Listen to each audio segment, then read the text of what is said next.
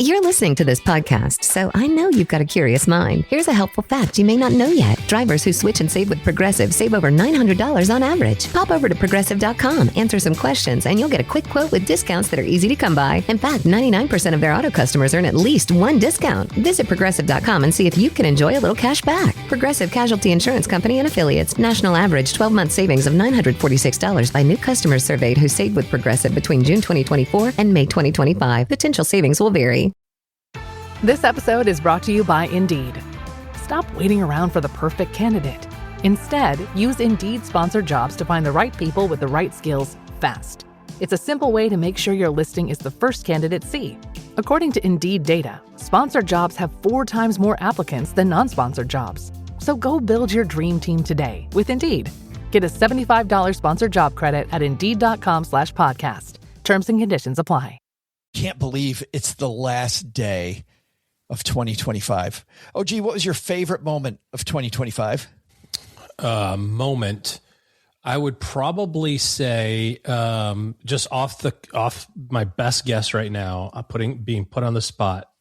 It was a culmination of an amazing, probably 275 to 280 drive down the fairway, an absolute rope of a 7-wood 240 to about 8 feet with an uphill eagle putt that won the hole, won the match, and won like $120 of cash with my foursome because of the putt, making the putt. I mean, it was like the skies opened up and there was one ray of sunshine. Did they hoist you on their shoulders as you walked off the green?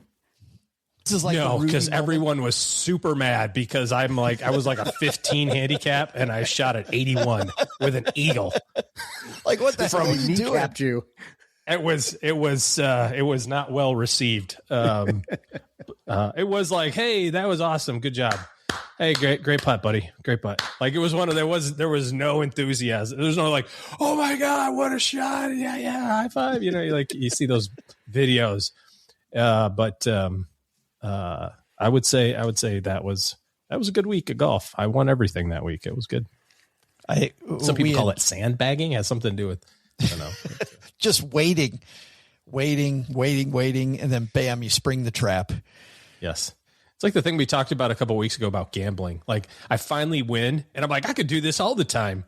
And you can't add up all the gambling or all the golf losses over all the years.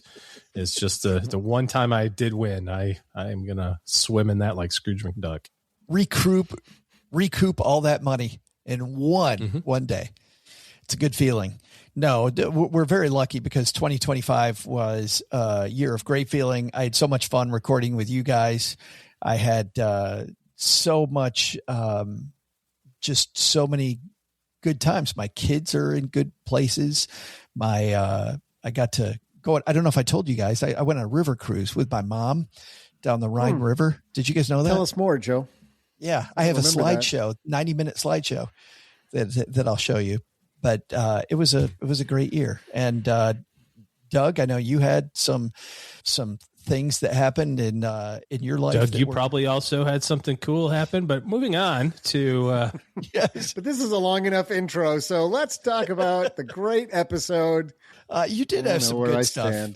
I had some good stuff. Really, one day that just stands out to me above all of the others was Monday, July 14th, because that was the day that I concocted a breakfast burrito recipe that was like none other I had come up with before. And he is so focused on breakfast burritos. Oh my God. They're so good. They're so good. Tucson, 3 meals a day. Tucson, please do the Benjamin's After Dark meetup that we talked about a week ago. Tanya's 33 on North Grand Street is where the best burritos in the United States come from. Doug won't stop talking about it. So we need a Benjamin's After Dark group in Tucson, please.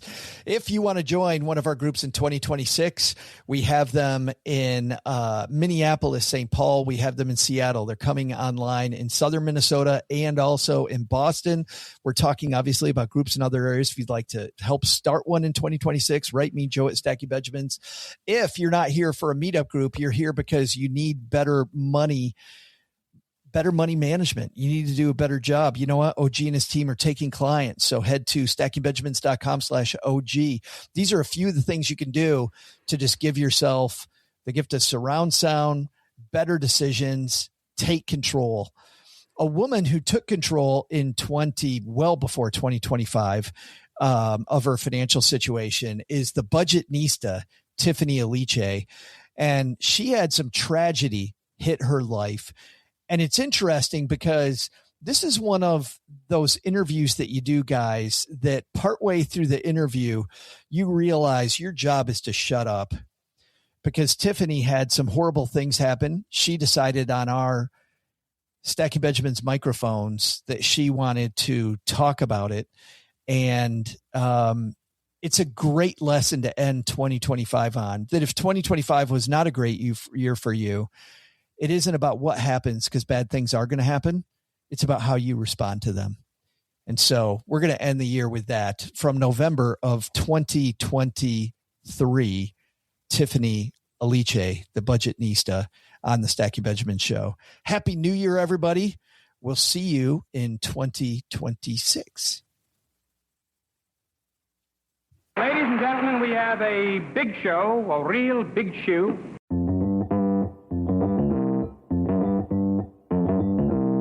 Live from Joe's mom's basement, it's the Stacking Benjamin Show.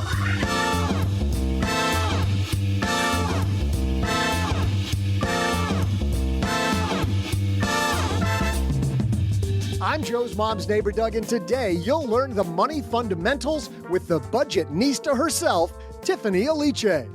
For our TikTok Minute, you'll find out why Gordon Ramsay had to sell his Porsche. Plus, we'll throw out the lifeline to stacker Maggie, who wants to know if it's best to go all in on a brokerage account in order to catch up to her retirement goals. And then I'll share some colorful trivia. And now, two guys who start thinking up personal finance advice at breakfast. It's Joe and OG.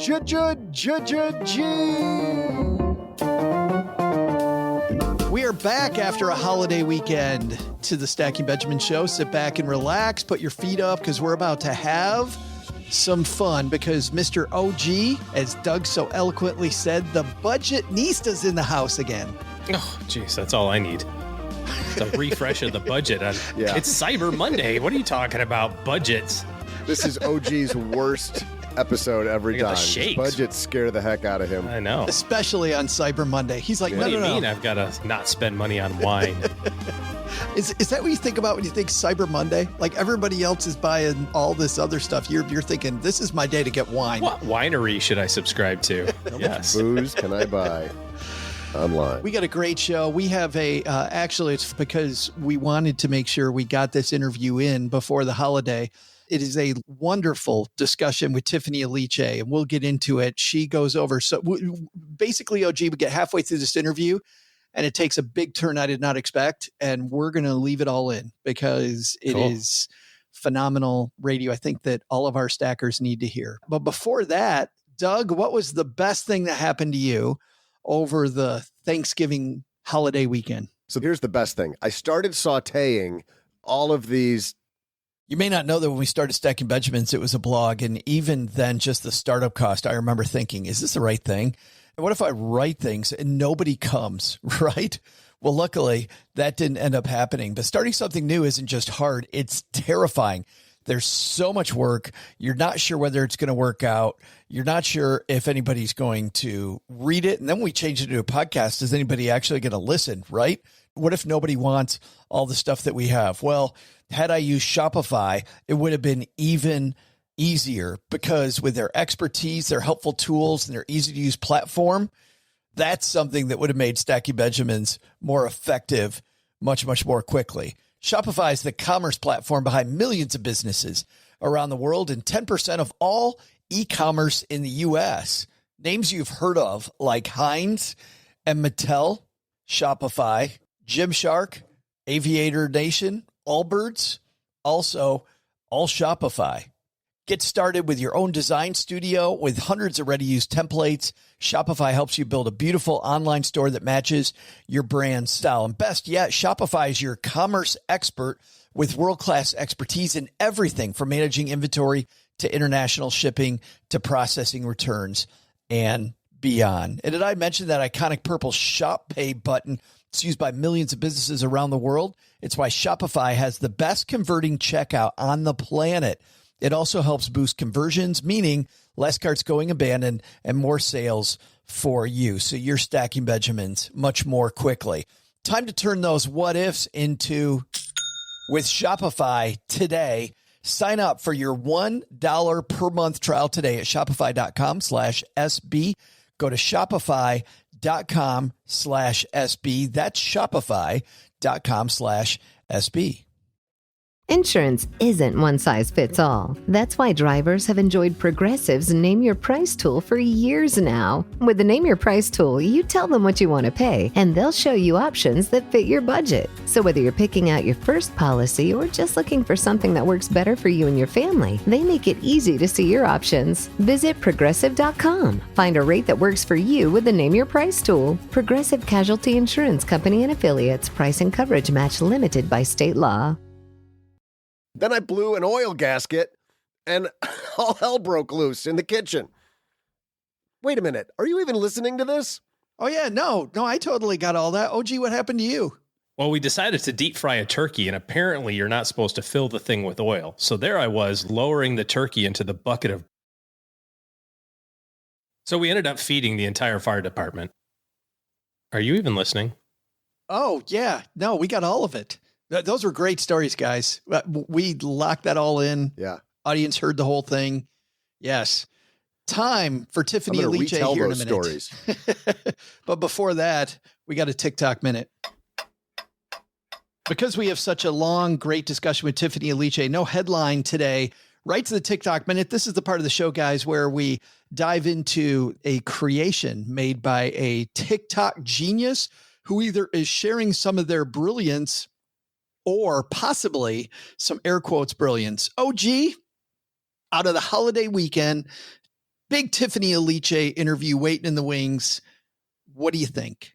I think that we need to amend this little bit here. I think that every time we do a TikTok minute, Joe needs to do a TikTok dance on YouTube. And cut. I think really trying to drive the YouTube viewership, aren't you? Joe? You never know. They're super awesome. We're just dancing around. I'm going to say this video is going to be the same quality as Joe's first TikTok dance. Oh boy. Live on YouTube coming next week. I don't know. Maybe. Yeah, probably not. But this is OG, a interview that you're going to know this guy's voice right away. Gordon Ramsay did, talking about the early days of, well, before Gordon Ramsay truly was Gordon Ramsay. We were young, we were stupid, and we were skint. I remember going to ask her father if I could borrow 20 grand for the deposit for a flat that we fell in love with. And I thought this was all going well. Lunch is good. I'll pay for lunch. And I said, oh, by the way, about that deposit, Tan and I, we've got half of it. We need the other 20 grand. I'll pay you back in a year. He said, okay, here's what I'll do. I'll have another lunch with you when you sell your Porsche. I thought, you clever Here I am driving around in a flash 911, and we didn't even have a house. We didn't have a flat. We didn't have a roof over our heads. It's the best advice he ever gave me. Sell your Porsche. I did sell it. And 10 years later, I went and bought it back. Same car. Same car. Yes. A lot of bleeps in that. But OG. I sold mine. Yeah. And now you're definitely on an austerity kick now, aren't you, OG? But how many times, OG, have we talked about this? People borrowing money and at the same time not paying people back while they're flashing money all over the place. Well, it's not even that. It's just the priorities, right? Like when you're looking at your financial plan and you're thinking about going, okay, I need to right the ship, or I need to point this in the right direction, or like wherever you are, you have to recognize that everything counts. Everything's on the table, even the thing that you like the most, whether it's the trips or the things that you have or the house that you own or, whatever, going out to eat, like all of those things have to have the same priority, which is zero. And then you build up the financial plan from there. And what's left, it gives you the opportunity to do it. And I think so many people think, well, I can't sell the Porsche, metaphorically, right? I can do everything except sell the Porsche. It's like, no, you can sell the Porsche. You go buy it back later. It's just a car. It's just a house. The Porsche probably, in his mind, though, at that time in his life, represented success. He would still feel like he internally was as successful if he could drive a Porsche around. And selling it probably meant I failed. That was probably, I think that's where most people struggle to get rid of those aspirational things. See, it's funny. I had a coach one time. I was thinking about renting a bigger house when my financial picture was not that great. And I remember the coach saying, so do you want to come home every day and pretend like things are really good? Or would you rather make things truly really good? Because every dollar you put into this house that you can't afford to be renting, even, you can't afford this size house. Do you want to pretend that hard? Is it that important to you for you to pretend? And it is interesting to me that Gordon bought it back 10 years later. Because, just because you can't have it now doesn't mean you can't have it. That's right. I wonder how many sets of brakes that Porsche went through between ownerships of Gordon Ramsay. The owners in between just trashed it, but he still got it. But he's got it back, that same effing Porsche.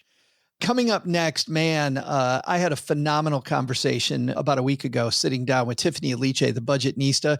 She's a woman, if you don't know the Budgetnista, she has one of the few financial books that became a New York Times bestseller. And she's followed it up with a workbook now. We're not going to talk a ton about the workbook. We're going to talk about today, Cyber Monday, and really getting your house in order. And the reason this is a long interview, OG, is because about halfway through, it took a big turn. And I think there's a lot here that I think people really need to hear. We'll talk about it after the interview. But this is our extended interview with the Budgetnista, Tiffany Aliche. And I'm super happy she's back in Mom's basement with us. My good friend, Tiffany Aliche, is here. See, I really did read the book. You did. I can't stop. I did it last time you were here. People don't know what the hell I'm talking about. Tiffany, that is your name. Yes, it is. I am Nigerian American, and on my birth certificate, it says Adochi Ihoma Aliche. I think my dad thought he was going to raise my 4 sisters and I in Nigeria. That's where both of my parents were born and raised. But the economy took a turn for the worst. And the Naira, which used to be on par with the dollar, is not. And so as a result, I was in 6th grade, or the summer before 6th grade. And he said, everybody should choose an English name, which sounds so crazy. At the time, you're a kid, so it sounds cool. But I think back at it now, like, how am I choosing my own name? And I remember I tried out names with my friends. Jenny was one of them. I was like, call me Jenny for this week. I remember last time you were here, you were like, imagine, hey, it's Jenny the Budgetnista. Like, no. Pass. I know. Symphony, Renee, which actually, I feel like Renee could have been a good look because I kind of like that name. I do like that name. Yeah, so I could see myself Renee the Budgetnista. But yeah, then I ended up with Tiffany, but it took me a good, I don't even remember, like 2 years to learn to respond to Tiffany because you grow up with your name your whole life and people would call, because we also moved school system. So the new kids didn't know me by my old name. And so they would say, didn't know you by your new I didn't. So people would call the house and be like, can I speak to Tiffany? And we'd all be like, wrong number. I'm like, wait, that's me. So, yeah. Well, there's lots of people today. It's Cyber Monday, as you know, and there's lots of people out there who are maybe not responding to their name because they're getting called from their credit card company going, what the hell are you doing right now? Yeah. Right? I mean, while you and I are trying to help people maybe build a foundation, this is a tough day for people. What do you tell people that maybe messed up last week with Black Friday, maybe messing up today with their money? It's a time of year, Tiffany, a lot of people mess up. Yeah, it is. And one, I like to say, like, every time I write a book or post something online, I always leave room for grace and space. You are not here to get it perfect. You are just here to do your best. And sometimes your best is, this is the knowledge that I currently have and I made the most of it. Or in this moment, I was feeling bad because last year my kids didn't get what they wanted. And I really want them to get what they want this year. Whatever that is, try your best to navigate from the best place possible. but give your self grace and space if you don't. So what I will say, what is really helpful is don't go through the financial choices of like gift giving alone. So years ago, my sisters and I decided to do Secret Santa because it got really expensive to buy gifts for every single sister. Everybody. Yeah. You know? So I remember I think it was college that we decided, like we're peak brokenness. Enough. That how about we exchange one name? And so you only have to get a gift for one sister. And it was transformative. And so it became this really great holiday tradition. We're on Thanksgiving. That's where we exchange a name. We write them down, put it in a little bucket, and we exchange a name. And you write down it evolved to you writing down the name, maybe 2 or 3 things that you like. And we always set the budget based upon what's happening. So when we were college kids, it was like $25. We start to make a little money, then 50, recession, back to 25. Yeah. So we set the budget. And pandemic down to 4. For free. And so, but think about that, even with like, if you have children, integrating them into like, here's what, the holiday season is going to look like. If you write down the thing you want, I can get you one big thing and everything else is going to be clothes and whatever. Like if you set that expectation, people don't have to go in feeling disappointed and you don't have to overspend, if you don't want to. I feel like people also underestimate the value of like homemade. Like we've lost that. We think that the holidays belong to Target, and truly they don't have to. They don't. Honestly, when I was a kid, because there was 5 of us, we got one gift. And like everything else was like underwear and pajamas and things like that.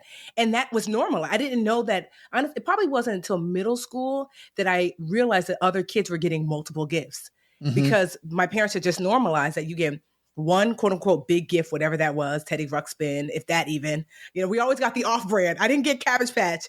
We got like Patching Kids. Right. They're the poorer cousins of the Cabbage Patch Kids. So it's like, but whatever that one big gift was and everything else I knew was going to be like a practical gift. And so you learn to adjust. Children will adjust to like what the expectations are. I know it's harder now more than ever because kids don't even want Jordans. They want Balenciaga and like things that are thousands of dollars. Kids are used to sushi and ramen. And that's also like, what are you navigating at home? How are you showing up? For them. My parents normalized frugality. I didn't always love it. But because they normalized it for me now, it's really the way that I navigate from a happy place. Like I don't feel like I'm living less, not having all the things that make you look wealthy on the outside. Financial writer, she's amazing and hilarious. Kristen Wong. Yes. Oh, I love her. Yes. Mm-hmm. Yeah. She told me a story a couple of years ago, Tiffany, about how her mom told her that Santa didn't come to her house every year. And then Kristen was like, well, he goes to everybody else's house. And mom was like, oh, you think you're special? You think Santa's got to come to your house? Like gives her. Right? Sometimes I know immigrant parents will say that. And my dad didn't understand the concept of Christmas from the space of like Santa because it just didn't exist in Nigeria. It wasn't until I went to Nigeria for the first time. I was 21 years old and Christmas rolled around and you woke up and you went to church and everyone said, Happy Christmas. And that was it. You're like, it's a day. Besides it was just a special day to celebrate the birth of Christ, but there was no Christmas tree. There were no presents exchanged. I remember being like, I don't get it. It didn't hit me that like, oh, that part of Christmas has actually been manufactured, that like the actual purpose behind Christmas is this. I'm like, oh, wow. Because you're like, no, Christmas is the tree and just like it's Easter capitalism. Bunny. Christmas is capitalism. No, sincerely. And so it was kind of like the first time. And that's why it got me to understand why my parents navigated the way they did in America, because they were just like, I don't get it. Because what does that have to do with like why we're really celebrating, And I love this idea of normalization. And I like the idea of surrounding yourself with your sisters, like this positive talk. You spend a lot of time up front in this project, Tiffany, talking, not a lot of time, but you spend a little time talking about your friend Linda being this person for you. Tell me about Linda and about her role in your life, because I think Linda helps keep you real. No, she does. And she's still my best friend. In it, I tap into Linda again, because before you start working on your finances and getting to the nuts and bolts of the thing, you really do have to like reframe and adjust how you're thinking and feeling, or you'll just go right back to what you know. You'll go back to what's familiar, even if what's familiar is unhealthy and unhelpful. And so Linda has been someone in my life that taught me. She's my best friend and there's no judgment there. I can share all of my financial challenges, all the mistakes that I've made. And she creates a safe space for me to show up as myself imperfectly. And it's because of that that I've been able to see the solutions of like, you messed up, you overspent, you didn't make the perfect choices, but you're not a bad person. These choices are not indicative of character. These are just choices that you made that were not in your best interest. Linda doesn't think you're terrible. So maybe you're not. Maybe you could just focus on, well, what can I do? And so having someone like that in the corner. So when I wrote Made Whole, I really wanted to dedicate the first part of getting to the work of the money to that part. Like one, learning to forgive yourself, and then finding someone like your Linda, whoever, maybe it's your mom or dad or sibling or work bestie or whatever, that you can kind of share your financial journey with them. And they're a safe space. They don't have to be, Linda's not financially savvy. She's just a safe space that when I feel like I've messed up in a way, I know that she, like, you could tell Linda, Linda, I hit somebody with my car and I ran off. She's like, well, were they in the street? You're like, girl, you're supposed to hold me accountable. Right? So like, Linda's always did you at least bury the body? I know. She's like, right. So she's like the friend that's like, well, she's like, so not wanting to judge you, like, well, things happen. Maybe you should just go back though. I feel like you should go back and maybe take him to the hospital. Maybe turn yourself into the police. I'll go with you. So find yourself, if you're on your financial journey, find yourself a Linda. And if you don't have a Linda, well, that's why I created the Budgetnista, my brand, because I'm like, I can be the Linda for you. Whole lot of Lindas. Yes, like literally, there are so many like safe spaces, like safe groups that you can navigate into. I have my Dreamcatcher group on like Facebook, but I also like in the book, I give you a link to this Mighty Networks is where we use, like we have another private group where it's totally free, but people navigate their finances there. Because sometimes you need a Linda that also has perspective.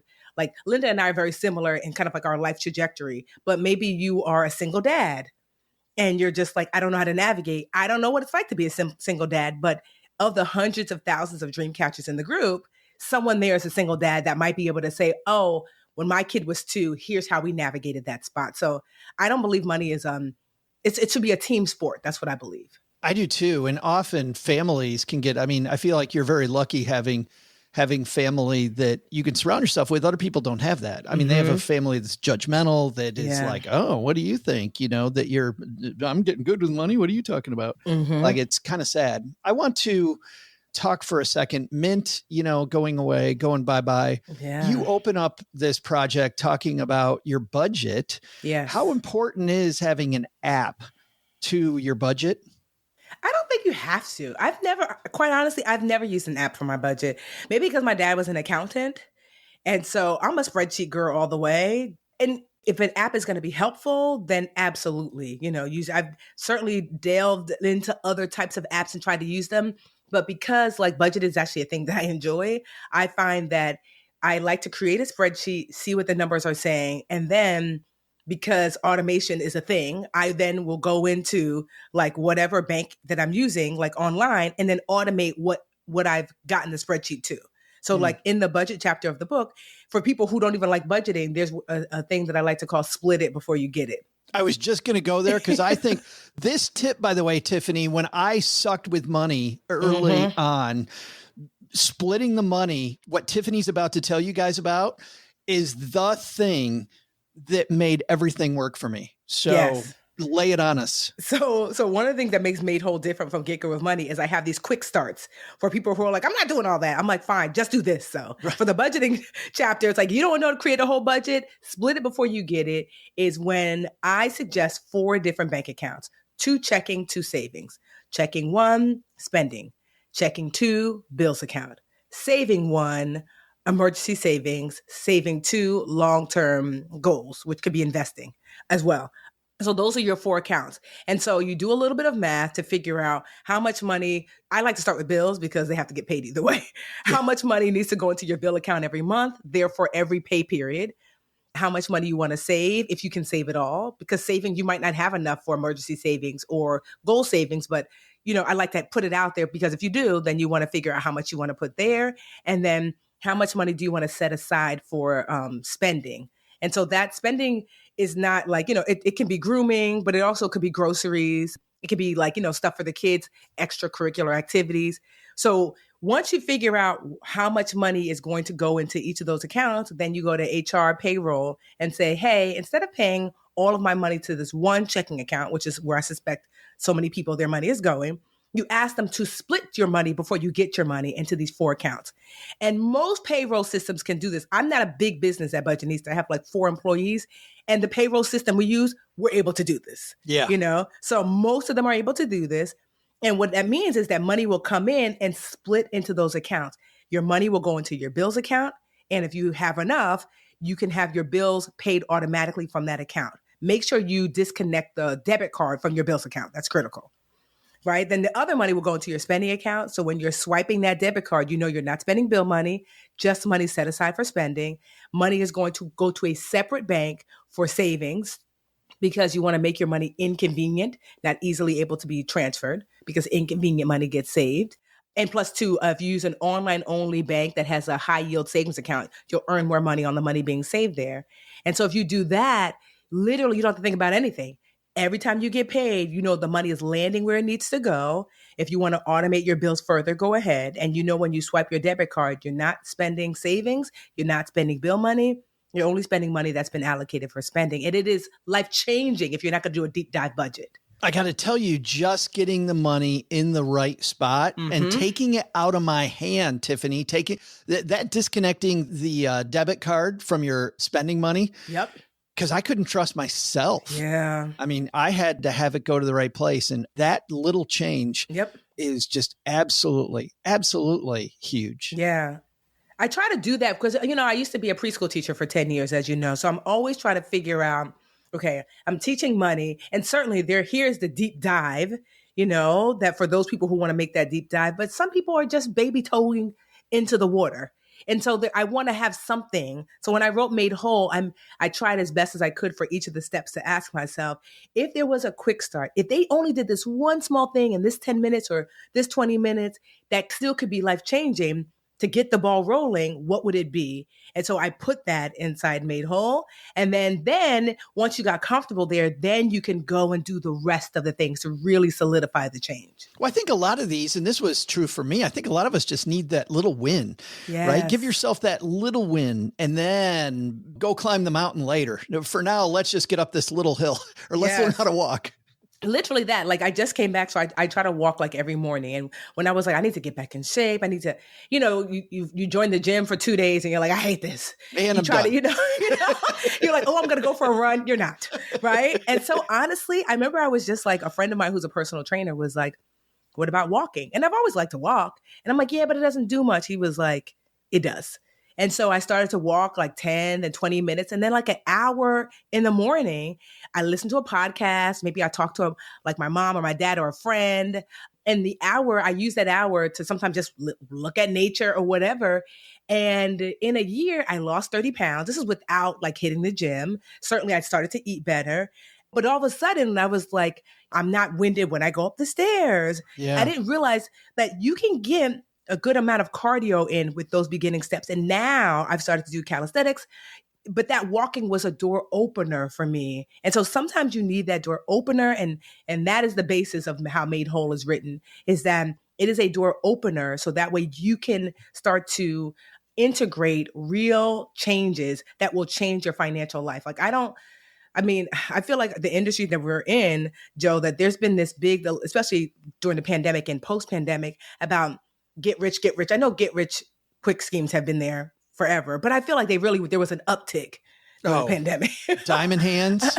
I mean, there was so much. And I'm just like, if you want wealth, I wish that for you. But I am here to teach you the financial fundamentals, right? That if you don't get your pile of $1 million, that it doesn't mean that you still can't have a good life. You still can't go on vacation with your partner. You still can't make sure your kid plays at least one sport. You're like, I want to be able to give you the tools necessary so you can still have a good life. Like, so here are the financial foundation. I think to myself, like, I'm like the preschool teacher of personal finance, right? Because it's like, that's what I taught in preschool, right? It was like, here are your letters, shapes, colors, go into the world. And so that's what I do with personal finance. Well, let's dive into some of the stuff that we haven't talked about, you and I, before the few times we've been together. I don't think we've ever talked about insurance. Step 7 of your steps is getting good with insurance. Yes. You probably, I would imagine, don't get to talk about that a lot during this book tour because nobody wants to talk about insurance. So let's go there. Yeah. Honestly, maybe 5 years ago, I started working with my certified financial planner, Anjali. And I remember she was like, you're insured like a 28-year-old. And I'm like, what is, and it was funny because that's when I had purchased life insurance because I'd bought like a condo and I was like, I'd read somewhere, oh, I didn't have kids, but I heard that if you have debt or property, then you might want to consider getting life insurance to at least cover whatever that debt is that you leave behind. And I was like, I had never thought about insurance. When you're young, you're like, insurance is drinking water and taking walks. That's right. Insurance is maybe staying home on a Friday night. Yes. And so Made Whole is about these 10 simple steps to what I call financial wholeness. And so insurance was a critical component because I didn't fully understand that the real purpose of insurance is to protect the assets that you've grown. And so like your body is an asset, so you have health insurance. So if you are no longer here, life insurance will protect like the money that you make that your family might live off of. You have kids or a spouse, you have pet insurance. I know so many people who've gone into debt because their pet got sick and they never thought about pet insurance. There's homeowners insurance. There's renters insurance, which is so inexpensive, yet so few people get renters insurance. But also, too, disability insurance. Sometimes we forget. So your job might have disability insurance, but as someone who has seen someone not get their disability money come in until they return back to work months later, because that's how long it took. You can get this gap insurance in between to make sure that while I wait for that money to come in, I can still pay my bills.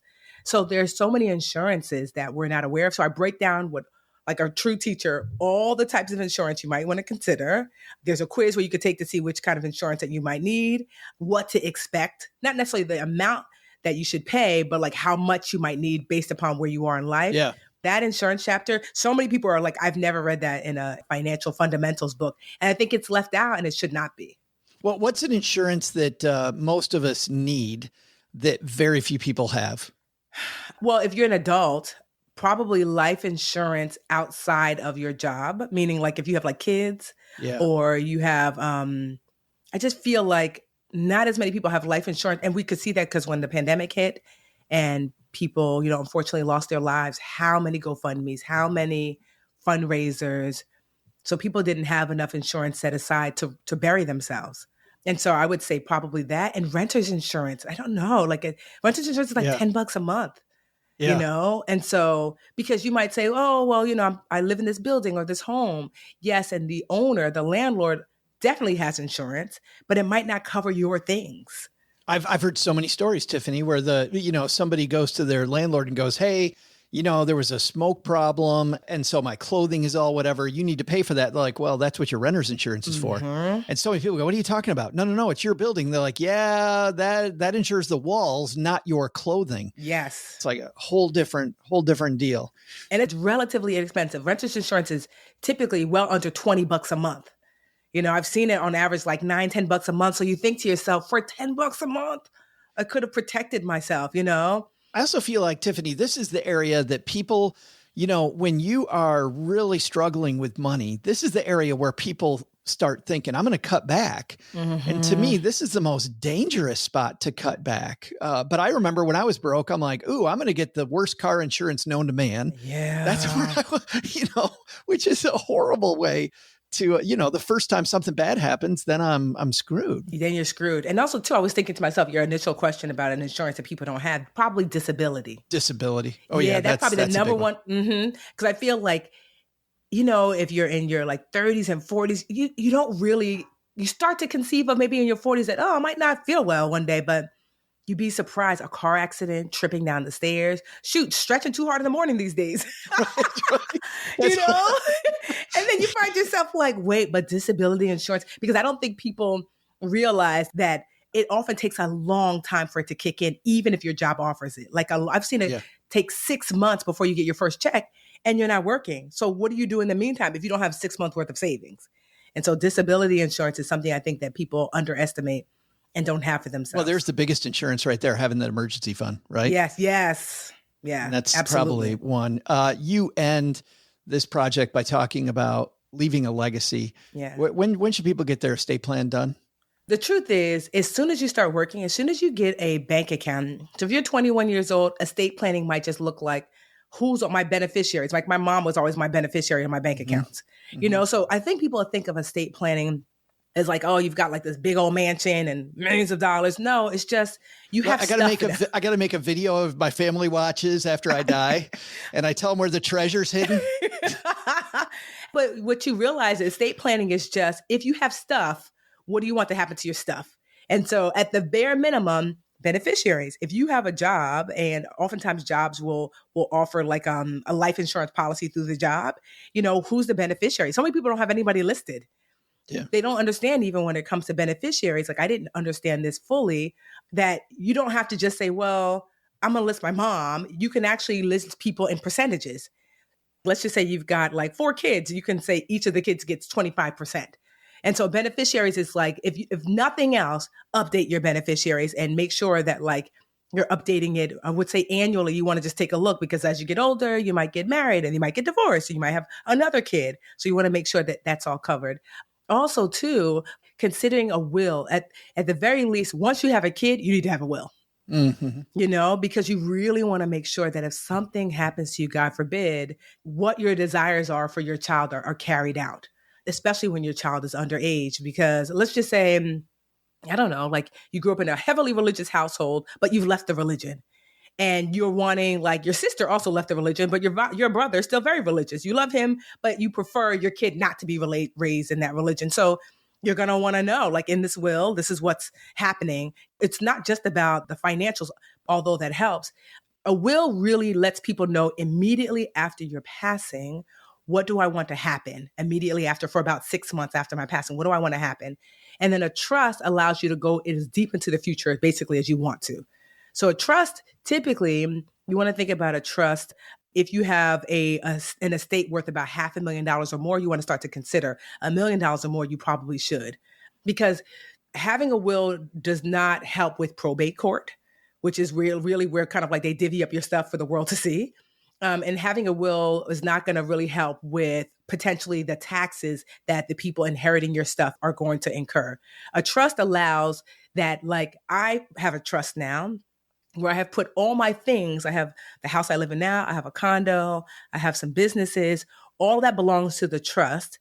And then I have my beneficiaries of the trust. So they're not actually inheriting anything. So that inheritance tax that so many states charge, they're not going to have to pay the tax on that, because currently we're all owners. It's almost like you set up a company that lives on after you die. Yes, exactly. Yeah. And so that's really helpful. But the sooner the better. I mean, 2 years ago, it's crazy, almost to the day, my husband passed away suddenly from an aneurysm, and he was 41.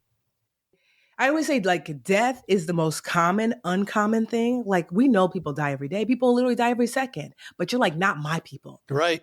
And right. So, doesn't happen to me. Yeah, until it does. I can remember it was November 9th. He called me and was like, babe, I have such a crazy headache. I don't feel good. I'm going to go to the hospital. And I was like, okay. I was supposed to go to the city, and I was supposed to speak for like Chase Bank or something like that. And my husband's kind of like a hypochondriac. So like, I mean, he stubbed his toe and go to the hospital. So I kind of was like, does he really have a headache? But something was like, even though like Chase paid already, just go to the hospital. And I'm so glad that I did, because that was the last time that I saw him like speaking and alive. And so on the 15th, he passed away. He had an aneurysm. They did a surgery. They said it went well at first, and then it didn't. And just like that, somebody who I figured I was going to spend my whole life with is not here. And because we had done a lot of the financial work ahead of time, I would say we got about 85% of our estate planning done. It made it easier, but the 15% that we didn't do, oh boy, because he didn't have a will, although we had the beneficiary set up, we had the conversations, and so we had already put things in place, but there was a handful of things that like we didn't quite get to. And I just think about that, like, thankfully, like, it all worked out, as things are apt to do, but it just was such a reminder. You think you're so young, you think you have so much time, because it's crazy. Literally just the week before, our financial advisor was like, you guys need to finish your will. And we were like, okay. This weekend. And the next week he wasn't here, Wow. And so if you're looking for like a wake-up call to like get to it. Honestly, it was so much easier than I thought, because if you have a really good attorney, which I did, she had like a template already. And in the template, we just kind of, because once he passed away, I did my will right away because I got really scared because life seemed so uncertain. And I thought, yeah. Oh God, I can't. You know, and then and my parents, they had not updated their will. My dad is in his 80s and he would always say next year. And I'm like, I told my dad, I'm like, Daddy, you have to get your will updated because it's a nightmare when nobody knows what you're wanting. And so my attorney had this great template. He and my mom looked at it and, you know, changed a few things and got it notarized right at their local bank. So we can breathe a sigh of relief because when you do that, you give your family and friends the opportunity to just miss you and not the other stuff. Because it's a lot. I mean, so many people who had lost their partners were like, buckle in, Tiffany, because people who you thought, you know, were family or friends or loved ones, you know, a lot comes out when money's at stake, you know? Yeah. And so, like I said, thankfully, like my husband was really great. He had a life insurance policy in place already. So like my stepdaughter, Alyssa, doesn't have to worry about school. That's already paid for. So thank God for that. And he didn't make a lot of money, relatively speaking, to where we live. He never made over $60,000 a year. So I think people think you have to like make a lot of money. It's like, no. School is paid for because of the choices he made before we got married and before the aneurysm, thank God, or they would have never given him that life insurance. These are the choices like we made, like I said, mostly really good choices. So as a result, his family and friends get to just miss him. It wasn't this big financial shock to the system. I remember when my brother died in 2021 from COVID. I'm sorry. And it's nowhere near having my spouse die, but you're really emotional. Like you're really, and to not be able to focus on the emotions because you got to deal with the stupid bank or the stupid, you know, whatever it is. I mean, my brother, he didn't tell anybody, not even his spouse, where most of his stuff was. And we had to go look for it. It's such a nightmare. When I tell you, that was one of the blessings that like, there was nothing I did not know about that man. Whenever he logged in to look at his paycheck or whatever, he always used my computer and everything. So all the passwords were saved. I knew the password to his phone.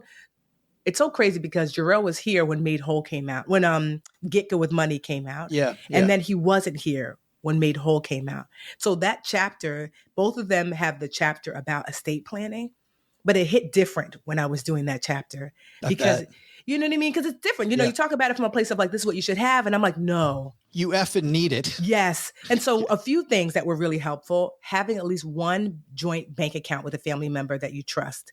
We had this one joint bank account, a checking account, and we had a savings account. When someone passes away, oftentimes the bank will freeze all the assets. But if that's your spouse, of course you can have ownership of those assets. And so I was able to transfer some money from his personal bank accounts to that joint account and still have access so we could start the process of figuring out what does burying him look like, you know? So that was critical. At the very least, like you want to keep that cell phone on for a year. It is the key that will unlock so many things. So you can't figure out their bank account login. They're going to send a text to your cell phone. You know, you can't figure out how to whatever, you know, your cell phone is going to be, so keep that cell phone open at least a year. Well, think about the number of people that don't even know how to get into their spouse's cell phone. That's crazy. And that's the key to everything. Everything. Your cell phone and email are the key to everything because typically they'll send you an email, a link to say, click this link so we know it's you, or they'll send you something via your cell phone. Those two things, all my sisters know my password to my cell phone and my email, and of course my niece and nephew, because they're always playing games like so. But so those two things are critical, but also there's some other things like Jarrell like had this old school like metal box where he kept like all his papers, and my dad used to do the same. I used to be like, "You're such an old man, Jarrell," and so I now have this like this fireproof bag though, which is great.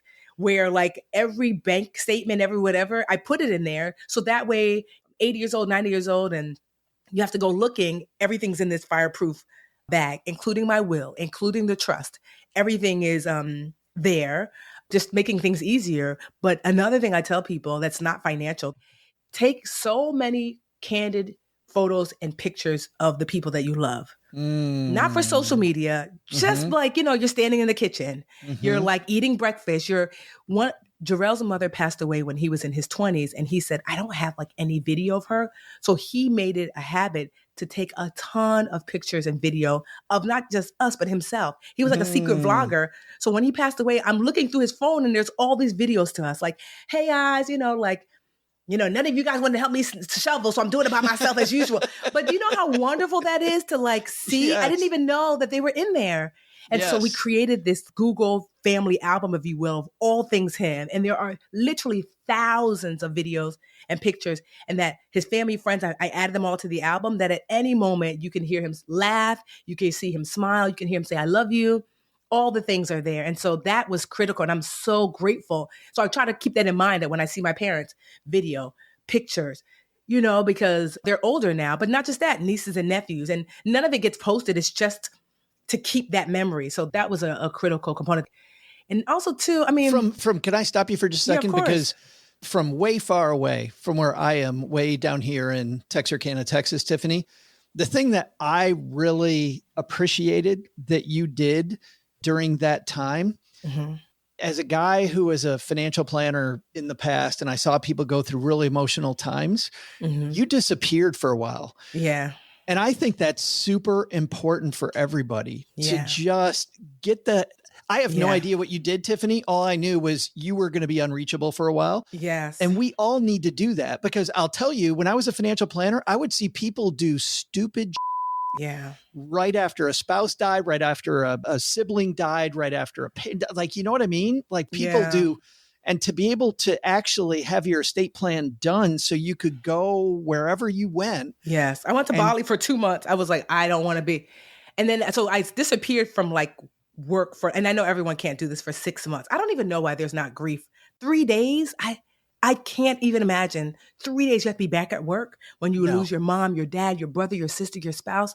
And so I was fortunate that after all the funeral arrangements were done, I went to Bali by myself because I was looking for a safe space where women could go. And it was so quiet. The Balinese are like the kindest people you will ever meet. I was just there. Yes. It's so beautiful. I was just there. Well, not only that, when you say the nicest people, the funny thing about it was I gave a talk in Bali, and I said during my talk, I feel like in Bali, like every culture must have an but Bali doesn't have theirs. Like they've got Robert stuck in the closet because he's a jerk, and they're waiting until after the tourists leave to bring him out. You know what I mean? They're so nice. It's not a transactional culture. Like I remember I had like a young woman that would like come by and do my laundry, and it was like $6. So I would leave her 10, because we're such a tipping culture. Yeah. And then she would give me back 4. I'm like, no. And she's like, no, it's $6. I'm like, I know, but I'm wanting, because thank you so much, I'm wanting to give you. And she would refuse to take it. I'm like, I just couldn't wrap my mind around. I'm like, I don't. And she's like, no, I've already priced it fair enough for me to get what I need. And I'm here to help you get what you need. And the Balinese are very non-transactional.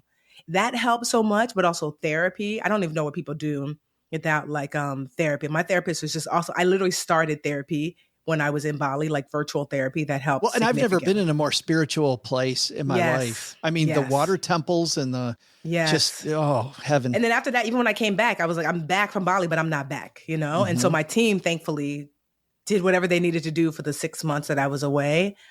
It's only just now, 2 years later, that like, I'm feeling like I'm coming back to myself a little bit. You don't realize how far away from yourself you are. I look back a year, I'm like, I don't even know why I came back a year later, because I was not myself, and I'm just kind of like feeling like myself. And the financial education that I teach has hit different, because it's like for this purpose, for when real life happens, are you able to still maintain like a safe place to live, food to eat, to be able to take care of yourself? I've always taught from this holistic space anyway, but it just hit different because I was able to do that. Because of the choices, I live far below my means. And because of the choices that I've made in my financial life, I was able to take time away when I could not focus on those financial things. I was like, I had enough autopilot going that they could take care of themselves and I could take care of myself. And so I want that for everyone, because death is the most common, uncommon thing. And at some point, none of us gets out of here alive. None of us, I remember Dr. Green, my therapist, said, Tiffany, you have unlocked the next level of human living, which is you understand that to love is to lose. But we as humans choose to love anyway, because whether it's your favorite shirt, your dog, yourself, at some point, all of these things will no longer be here. and we choose to love anyway. And so that's what I've chosen to do, that I'm just like, I'm in the space now where I'm just like, I get to decide how I want to show up, which is connectedness, which is love, which is family and friends. When I stood next to Jarrell, I knew he wasn't going to quite make it. He was in a coma because he was an organ donor, which I encourage everyone to be, because we saved like 4 lives as a result of him passing. Wow. He was an organ donor. And so like his spleen saved someone's life. I forget what else. It was like lungs. It was a bunch of things that like, he was open to donating. It's crazy because he just told his daughter a few weeks prior, because the doctors asked, is he an organ donor? And I said, honestly, I don't know. And Alyssa was like, no, he is. 2 weeks ago, I was going through his wallet and I pulled out his license and I said, Daddy, how come you don't have organ donor checked off? And like so many superstitious people, well, I don't want to check off because just in case I get into a car accident, I don't want them to be like, ooh, fresh meat. He said, but if you ever, I know, which is so, if you knew him, that is so him. He said, but if any, he Don't told give her, anybody an idea. yes, exactly. He said, but if anything ever happens to me, he was like, you could donate my whole body, donate to science. Like if I can help someone else, then so be it. And so the fact that she had that knowledge is so beautiful. So we were able to confidently say, that's part of estate planning. Yes. Like donate my organs. And a woman a year later wrote me this really beautiful letter, because you can do so through like this donor network. It basically said like, me writing this is really sad because I know you had to lose someone you loved in order for me to be here. But I just want to say thank you so much. Only 2% of people that pass away are eligible for organ donation, because you have to pass away in the hospital on a respirator. So it's just very small, like if you get hit by a car and something happens to you. So the fact that you're in that space, and so he was really generous in life. And so to leave on that space of generosity. But what I was saying before is like, when I stood next to Jarrell when he was in his coma, life became as clear as it ever could be of like what's really important. And the only thing that came up was love and connectedness. And to me, that is the purpose of the financial component, is to free up energy, space, time, so you can work on the love and connectedness and the people that you care about. That's it for me anyway. What a perfect day, Tiffany, for you to be here mentoring our stackers, because this is a time I feel like when people, to your point, way earlier in this conversation, people get too connected to the hustle, too connected to the consumerism, to buying the right gift, to overspending, to buying. And when you go back to connectedness, and we're not promised forever, I think it's the perfect day for us to talk about getting your house in order. Because for me, that's what makes you already are whole, but to experience that wholeness by going through these steps and thinking about what truly is important is this time together is so, so good. The book is called Made Whole, The Practical Guide to Reaching Your Financial Goals. And it is available everywhere. You're helping everybody everywhere. Yes, but if you want to support like a small bookstore, which hopefully you do, you can go to madewholeworkbook.com. We showcase a small bookstore like every week on that platform. That's awesome. Yeah, so because I feel like, especially if you're gonna buy something, go ahead and get Made Whole, and then support a small business. Madewholeworkbook.com. Help them be made whole. Yeah, thank you so much for sharing, Tiffany. That's I don't know. It's so important for people to hear it from somebody who's been through all that. Yeah, thank you. You're welcome. Hey there, stackers. I'm Joe's mom's neighbor, Doug. I had such a great Thanksgiving weekend. Stayed home alone, watching old movies. I mean, don't get me wrong. A lot of women wanted to spend the weekend with me. I wasn't in the mood. I actually shut my phone off on Friday morning and sent my outgoing message to say I was out of town just so I wouldn't have to disappoint anyone. I originally planned to watch all of the Die Hard movies, but I couldn't find my DVD box set, so I settled on an Audrey Hepburn movie marathon instead. I know I seem way too manly for that, but I really enjoyed them. Started with Roman Holiday because of my fascination with the Roman Empire. Well, that was a little confusing. After that, I watched Charade with her and Cary Grant. That one was probably my favorite. I mean, it's got it all. Murder, mystery, my doppelganger. My grandma's friend Helen always told me I reminded her of Cary Grant, and I'm almost positive she didn't have cataracts. So, yeah, pretty much me, Cary Grant, And of course, I had to watch Breakfast at Tiffany's, which wasn't at all what I thought it was either. This whole time I thought it was about a woman named Tiffany who has people over for a meal like the movie Clue, but, without the breakfast. Today's trivia question is, if we went to Tiffany's for breakfast, so we could have breakfast at Tiffany's, what color would our to-go box be? I'll be back right after I see what I'd look like with short bangs. You didn't start a business just to keep the lights on. You're here to sell more today than yesterday. You're here to win. Lucky for you, Shopify built the best converting checkout on the planet. Like the just one tapping, ridiculously fast acting, sky-high sales stacking, champion of checkouts. That's the good stuff right there. So if your business is in it to win it, win with Shopify. Start your free trial today at shopify.com/win. Did you know Fast Growing Trees is America's largest and most trusted online nursery with thousands of trees and plants and over 2 million happy customers? Whether you're planting fruit trees, adding privacy, brightening things up with flowers, or bringing in houseplants, Fast Growing Trees has it all. Even better, they can help you find options that are right for your climate, your space, and lifestyle. Click Order Grow. Every plant arrives healthy with the Alive and Thrive guarantee straight to your door. So if you're ready to get planting, this is the moment. Right now, they have great deals on spring planting essentials, up to half off on select plants. And listeners to our show get 20% off their first purchase when using the code WWO at checkout. That's an additional 20% off. Better plants and better growing at fastgrowingtrees.com using the code WWO at checkout. Fastgrowingtrees.com, code WWO. Now's the perfect time to plant. Let's grow together. Use WWO to save today. Offer is valid for a limited time. Terms and conditions apply. Go to growingfasttrees.com for details. Wishing you could be there live for the big game, soaking up the atmosphere of the crowd. But too often, life gets busy, or the price holds you back. Priceline is here to help you make it happen. With millions of deals on flights, hotels, and rental cars, you can go see the game live. Don't just dream about the trip. Book it with Priceline. Download the Priceline app or visit Priceline.com. Actual prices may vary. Limited time offer.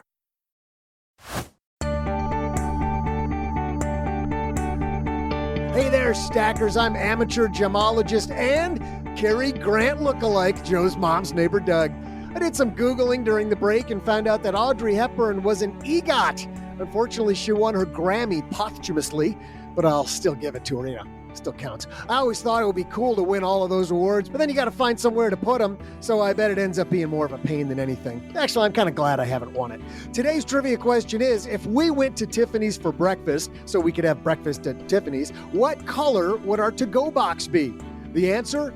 Immediately recognizable by millions around the world, Tiffany's iconic packaging is an official Pantone color called 1837 Blue, named for the company's founding year.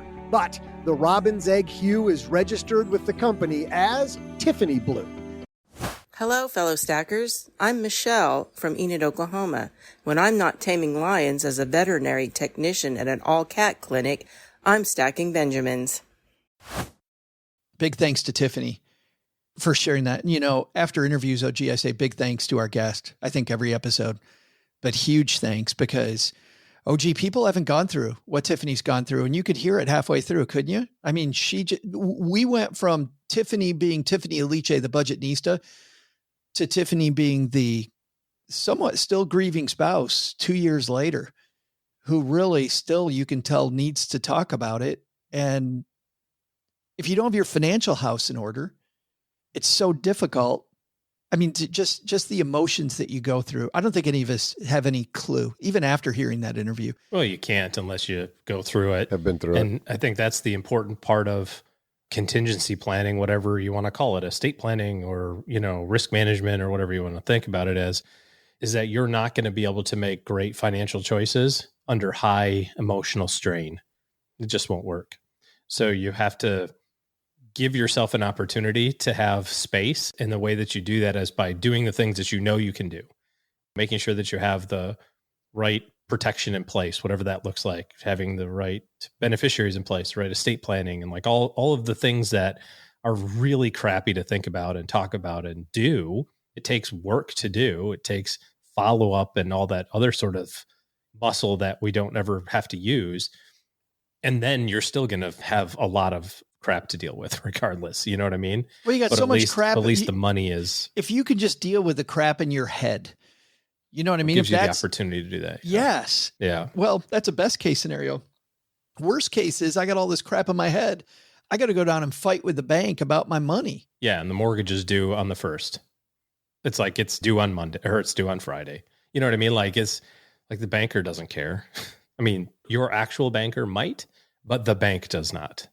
I hope that people heard loud and clear, by the way, when we talked about the cell phone. Know your people close to you how to get into their cell phone. At least have them write it down somewhere. Because, she was right on. This phone is like the key to all the passwords, all the accounts. Like if she hadn't been able, when my brother passed away, they couldn't even figure out how to get into his phone. No, seriously, I'm not trying to find out if you have a girlfriend. I just want to make sure that if you die unexpectedly, that I can get into your phone. Well, and like a password manager, I know Cheryl and I share all our, we use Dashlane, a good password manager. Having the knowledge of where everything is.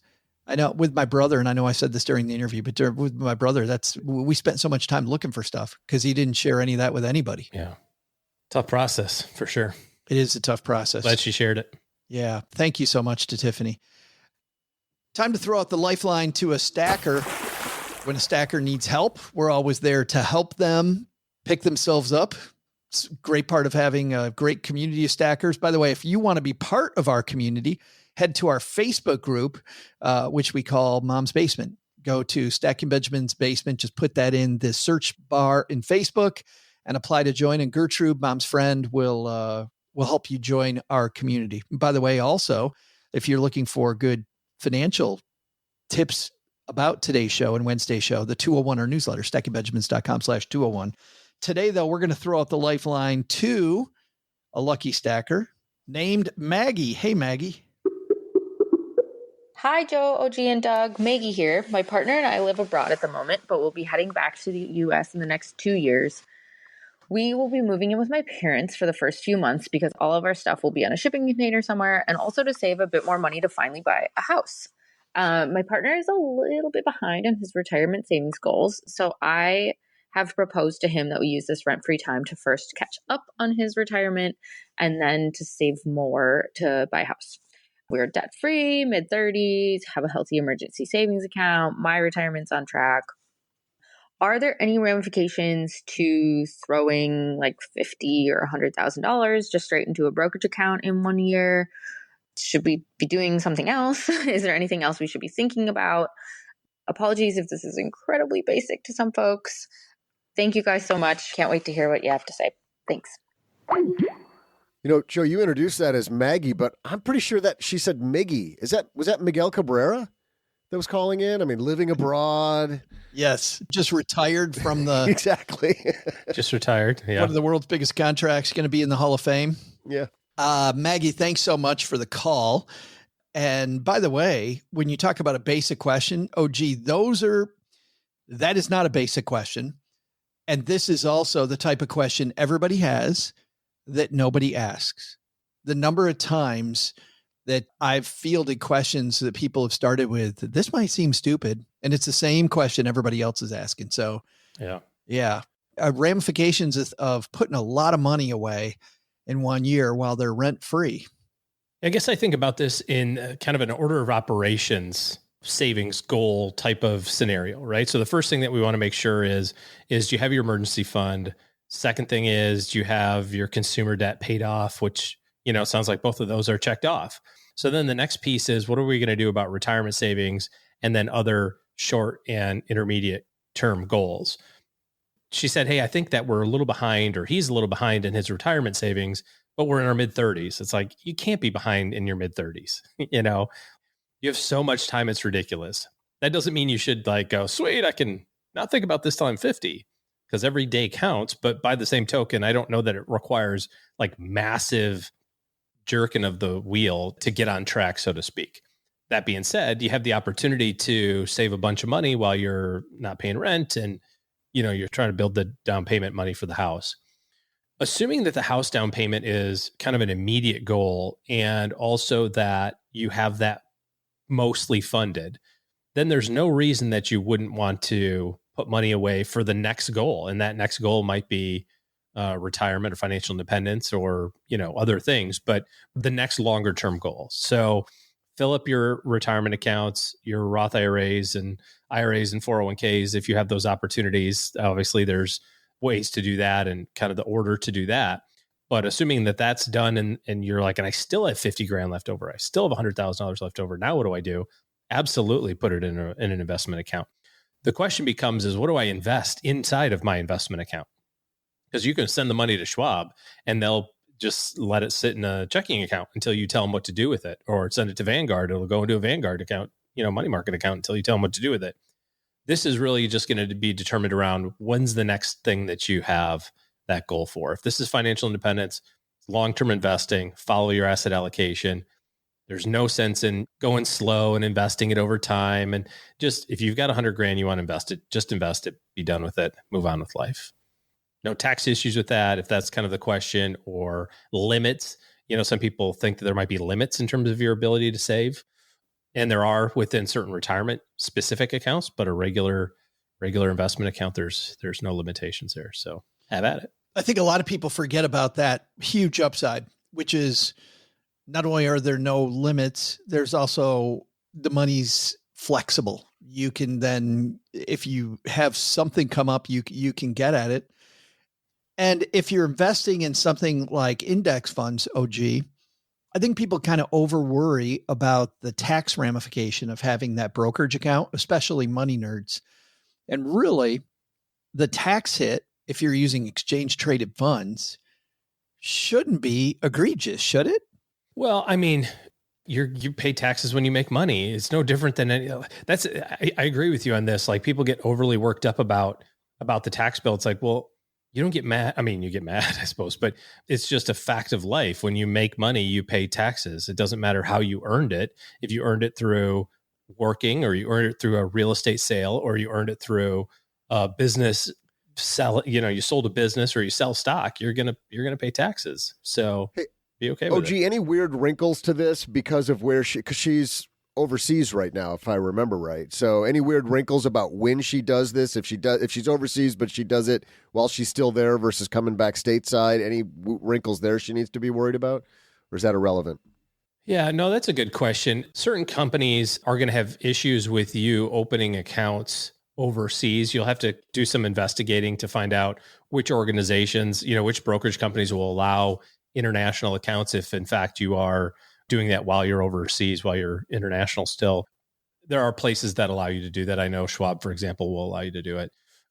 That's not a silly question. That could be an issue for some people, for sure. So I would go first to your broker, Maggie, and make sure that there's no issues Maggie, while you're abroad. Once you have an address in the States, you're golden. Maybe it's Maggie's sister, Maggie Cabrera. Yeah. Maggie Cabrera. Thanks for the question, Maggie Cabrera. Congratulations on a great career. Congrats to your brother. StackingBenjamins.com/ She's like, who the hell's Maggie Cabrera? She's got no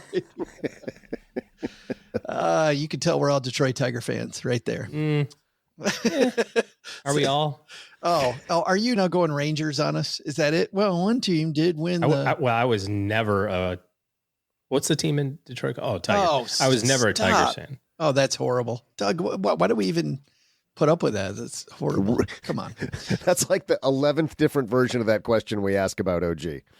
That totally is. Which can all be summarized. What the hell's wrong with him? It's like a mind map. What the hell is wrong with OG? It's like stuffing ? Tigers ? Cranberry sauce ? How many different topics? Tiffany was talking earlier about, needing some therapy while she was in Bali. I'm like, I got a guy who might need some. And I was talking about Doug and I. We could all use it, honestly. Having to hang out with OG. Not wrong. StackingBenjamins.com/voicemail. If you've got a question for us, Maggie, we are sending you a Greatest Money Show on Earth shirt. It truly is our very comfortable circus shirt, represents the show. OG is all of the animals on the shirt. Rawr. I'm the ringmaster. Doug is the monkeys. It's really good. All right. That's going to do it for today, except for our last segment, which we call Hanging Out on the Back Porch. And at this part, we always begin our back porch relaxing segment, sitting back and hearing what's coming up in the community calendar this week. We're back from the long week. Doug, what we got going on? Well, Joe, it's an interesting week after a holiday week. Everybody is still in chill mode. So what better way to chill than on Tuesday with an Instagram Live with Kate, and then on Thursday with you, right? So Kate's, she's kind of midday. You feel like taking a mental break midday. Maybe you do this every day. I don't know. But certainly on Tuesday, about 11:30 Eastern, take a break with Kate. And then with you on Thursday at like 5 o'clock after work. More of a happy hour. Yeah. What we hope to do on Tuesday and Thursday is talk about two different things this week. It's a big time for office parties and community parties. And let's say that I'm throwing a holiday party. How do I throw a holiday party without breaking the bank? And also tipping. Don't invite me. He will eat everything. He'll eat it all. He will eat everything. Go to stackingbenjamins.com/welcome, by the way, for all the different places where you can hang out with us. Guys, I saw a movie. This is a movie by this little known director named Martin Scorsese. Have you guys ever heard of this guy? No. I think you said it wrong. I think Scorsese? Yeah. True film aficionados say Scorsese. I always want to hit people that say that. Like those are the same people that say croissant. No, it's croissant. Or Budapest, like it's supposed to be. Right. Exactly. Did you know that Budapest is actually two cities? They always have to throw that in too. This stars two up-and-coming actors named Robert De Niro and Leonardo DiCaprio. Don't know if you've heard of them, but let's take a quick listen. You know, you got nice color skin. What color would you say that is? My color. Osage. They have the worst land possible. But they outsmarted everybody. The land had oil on it. Black gold. Money flows freely here now. I do love that money, sir.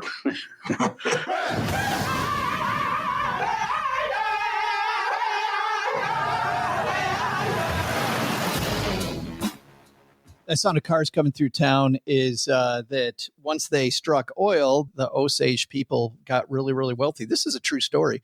You guys know anything about this story? Nope. Do not, no. So the Osage, like you heard Robert De Niro there, that was his voice, talking about how they had the worst land ever, thanks to the U.S. government stuck them on the worst land. And turned out it was pretty damn good land because there was oil on that land. And they all got what was called a head right. So each person got their quote head right. And immediately a bunch of people stepped forward to help them manage it because they weren't capable of managing it themselves. And very helpful people doing that. And also a bunch of people came into town and all of a sudden thought the Osage were very beautiful people and they should get married to them, OG. And then the Osage began dying of mysterious circumstances, and their spouses who married into the family ends up getting the head rights. It is quite a story. Cheryl read the book and really wanted to see it. Of course, when Martin Scorsese's doing a movie and you've got people like DiCaprio and De Niro in it, you're like, okay, take my money. But I got to tell you, it took us forever to go see this. Have you guys seen the running time on this thing?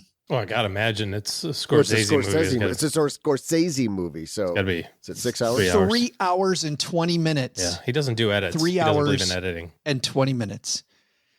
Now the good news is, and by the way, and we saw it in the theater. Is there a potty break? So that's what I need to know. There isn't. That somebody else asked that. There should be. It's going to be 3 hours and 20 minutes. Give me an intermission. We'll be right back after these messages, like right in the middle. You could turn it into like a 7-part. Apple Films is behind this. You could have turned into like an Apple Plus thing and made it 7 episodes instead of one big long thing. Yeah. So we went to the theater, stayed there for almost 4 hours after all the previews and stuff. The good news is it didn't feel like 3 hours and 20 minutes. It was a very well done movie. And by the way, not only do you realize halfway through the movie, you're like, we are seeing just not only a great director, we're seeing just phenomenal acting. Like Scorsese and DiCaprio are who they are, but many of the actors that surround them who you've never heard of are just amazing, there's so much good acting in this. It is such a disgusting story. It just, you leave the theater and you feel so sick to your stomach. Isn't the police officer, one of the investigators, the dude from Breaking Bad? Like the cousin or something. And you know what's I think so. Yeah. And what's funny is that guy in most things plays a bad guy, right? Yeah. Plays a quote bad guy. And he's a quote good guy in this. So Cheryl even turned to me and goes, isn't it weird seeing him play like the guy who's cleaning all this stuff up and is actually the good dude? So weird. But a big thumb up, assuming that you can hang with it, is going to pay handsomely. Cheryl even said, we saw it a week ago. And Cheryl said, just yesterday, goes, I'm so happy we went and saw that movie. I know how we just kept looking at that running time going, I don't think so. But well worth it. The movie I really want to see that just came out this last weekend was Napoleon. I really want to go see the new Napoleon movie. That looks good too. I've seen three movies on planes in the last 4 weeks, back to a little bit of travel. So we can do mine next time. Oh yeah. Let's tackle those on Wednesday. That's going to do it for the back porch. Last thing we got before we say goodbye is, if you are here not to talk about Scorsese movies or movies on planes, you're also not here just to talk about budgets or estate planning or insurances with Tiffany Aliche. You're here because you just need that foundation that we've talked about all episode long. OG, Doug, Tiffany, and I. For that, OG and his team still taking clients here late in the year. Head to stackingbenjamins.com/OG and let's get set up for a better 2024. If your 2023 didn't go the way you want. I love really OG Tiffany's messaging, which was, you can't go back. You can't go back. You got to give yourself some grace. Just go, I am where I am. Let's just get it started. stackingbenjamins.com/OG is the link to OG's team and setting up, making your team better in the future. All right. That's it for today. Doug, I think we need a to-do list for today. What are maybe 3 things we should be doing because of what we heard today? So what should we do with all of this goodness? Well, we got some to-do lists here for you. First, take some advice from Tiffany Aliche and get your estate plan done now. Like, pause this. Do it pronto. Second, think about your priorities. That Porsche, maybe better to sell it and focus on having a house. Would you rather pretend you're rich or actually find true wealth? But the biggest to-do? How about a to-don't? Don't cut your own bangs, no matter how tempting it might be. But if you do, make sure you got a lot of hats and not a lot of plans. Just saying. Thanks to Tiffany Aliche for joining us today. You can find her new workbook, Made Whole, the practical guide to reaching your financial goals, wherever books are sold. We'll also include links in our show notes at stackingbenjamins.com. This show is the property of SB Podcasts, LLC, copyright 2023, and is created by Joe Saul-Sehy. Our producer is Karen Repine. This show was written by Lisa Curry, who's also the host of the Long Story Long podcast, with help from me, Joe, and Doc G from the Earn and Invest podcast. Kevin Bailey helps us take a deeper dive into all the topics covered on each episode in our newsletter called The 201. You'll find the 411 on all things money at the 201. Just visit stackingbenjamins.com/201. Wonder how beautiful we all are? Of course, you'll never know if you don't check out our YouTube version of this show, engineered by Tina Eichenberg. Then you'll see once and for all that I'm the best thing going for this podcast.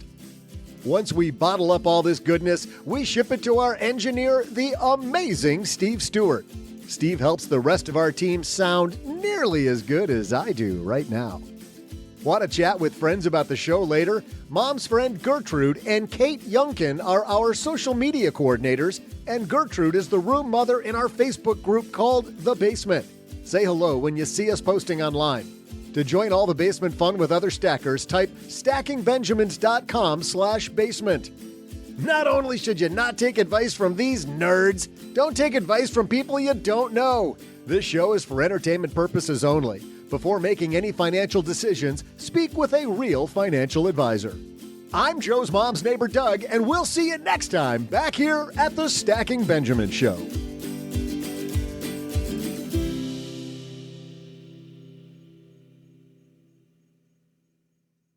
Wait! Where are you going? I was going to make espresso.